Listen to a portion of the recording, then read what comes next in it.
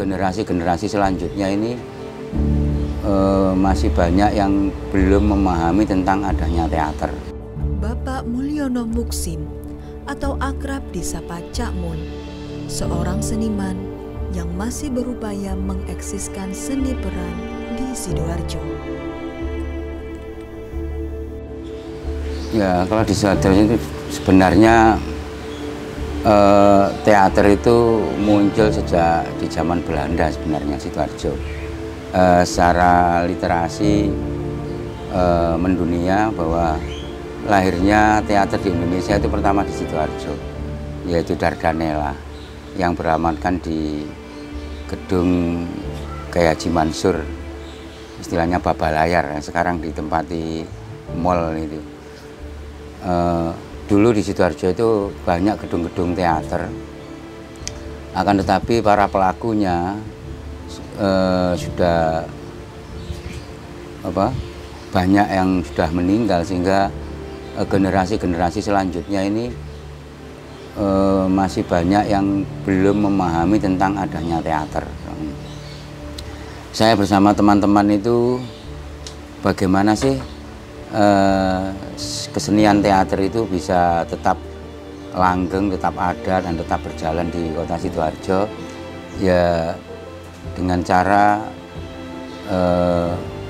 mengadakan sebuah pembinaan baik melalui pelajar maupun secara umum. Akhirnya teman-teman banyak yang mengajar itu di sekolah-sekolah, baik di SD, SMP maupun SMA, bahkan di perguruan tinggi. Nah, ini kita lakukan bersama-sama dengan teman-teman itu agar para pecinta teater di Sidoarjo itu masih tetap eksis. Dan kenyataannya sampai sekarang banyak grup-grup teater itu yang lahir dari teater pelajar atau mahasiswa gitu. Nah, saat ini hampir setiap sekolah yang ada di Sidoarjo itu sudah memiliki grup-grup teater, istilahnya yaitu teater pelajar atau teater mahasiswa. Adapun secara umum, kalau dulu banyak bermunculan grup-grup teater itu mulai dari Kecamatan Sidoarjo, Warung, Gedangan, Porong, bahkan sampai Krian. Ini dulu banyak grup-grup teater umum. Artinya umum itu ya tidak batas usia. Tapi pada saat ini yang masih bertahan ini masih beberapa saja, beberapa grup. Dan ini nampaknya mereka-mereka setelah adanya pandemi ini mulai gerilya lagi untuk mengadakan sebuah pertunjukan teater umum. Yaitu saat ini saya mengadakan lomba monolog tingkat gerbang Kertosusilo agar menumbuh kembangkan kembali generasi muda untuk mencintai teater. Nah, ini saya mengadakan lomba monolog ini secara virtual, tapi umum, jadi usianya tidak terbatas. Ini supaya perkembangan teater di Sidoarjo itu masih tetap berjalan, walaupun dengan secara virtual. Akan tetapi nantinya pemenangnya akan kami tampilkan secara offline untuk yang juara 1, 2, 3, supaya mereka semuanya menonton, dan para peserta sama krunya kita undang untuk nonton, dan kita berikan bintang tamu supaya mereka paham bahwa teater itu yang sebenarnya semacam ini loh, biar tahu.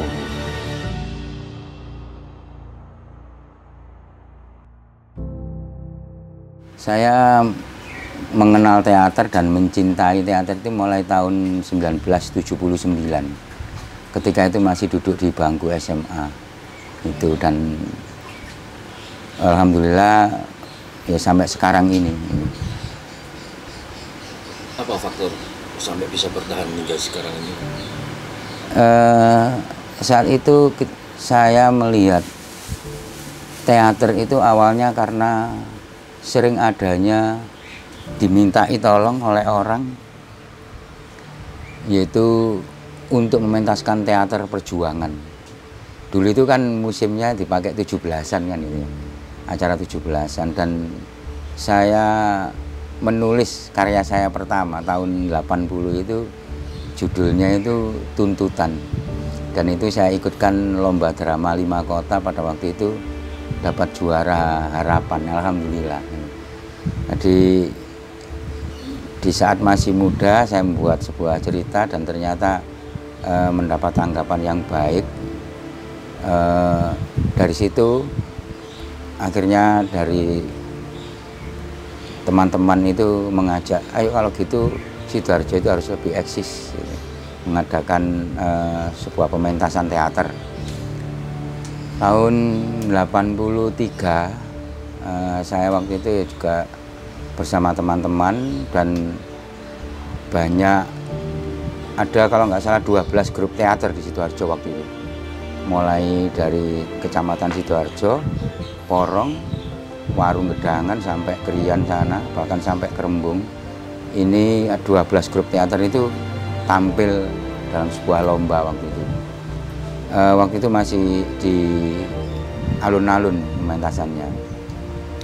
Akhirnya karena kita tidak punya gedung teater, maka pada waktu itu saya tahun 83 itu ngomong sama salah satu pejabat pemerintah di Sidoarjo bahwa kami ingin pentas teater di Sidoarjo.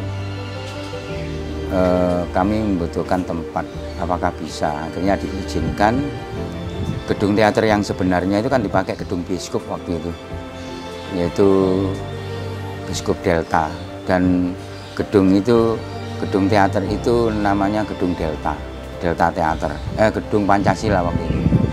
Dan Gedung Pancasila itu memang sudah disetting menjadi gedung teater yang sekarang menjadi BTN ini. Dulu di Sidoarjo itu punya ada 4 gedung. Gedung Pancasila, kemudian mahkota itu pakai biskup itu, kemudian gedung Delta Praja, dan di gedung remaja yang ada di Jalan Pahlawan Haji Mansur itu, yang sekarang dipakai mall di bawah. Itu semua gedung teater awalnya? Gedung teater. Bahkan Dardanella lahirnya di situ.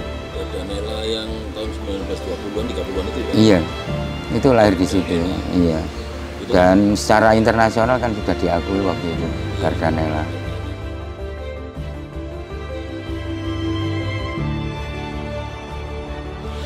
Ya karena kan kita itu harus sebenarnya meyakinkan bahwa teater itu bukan sekedar bermain drama kan gitu. Di dalam teater itu sebenarnya kalau kita pelajari banyak satu materi-materi yang secara akademisi itu memang memungkinkan gitu. Dan teater sendiri itu adalah akademisi kan gitu. Nah di dalam teater itu yang kita pelajari yang paling pokok ya secara umum, teater itu membangun karakter, membangun kepribadian, dan memperkuat IQ.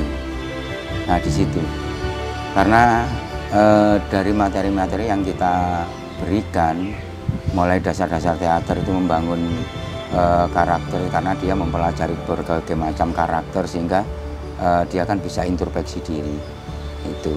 Kemudian membangun kepribadian itu karena dari dia introspeksi itu memahami bahwa oh ternyata orang bersikap semacam itu kurang benar, orang bersikap semacam ini dari ketika melihat adanya tokoh antagonis, protagonis, tokoh utama, sehingga dari situ dia akhirnya bisa mewujudkan tentang kepribadiannya. Oh ternyata saya harus memiliki kepribadian yang semacam ini.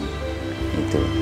Nah, sedangkan yang membangun IQ itu karena di dalam teater di samping selalu memusatkan pikiran, yaitu menyeimbangkan antara otak kanan dan otak kiri, akhirnya dengan adanya penghafalan-penghafalan, maka secara tidak langsung IQ itu akan memperkuat.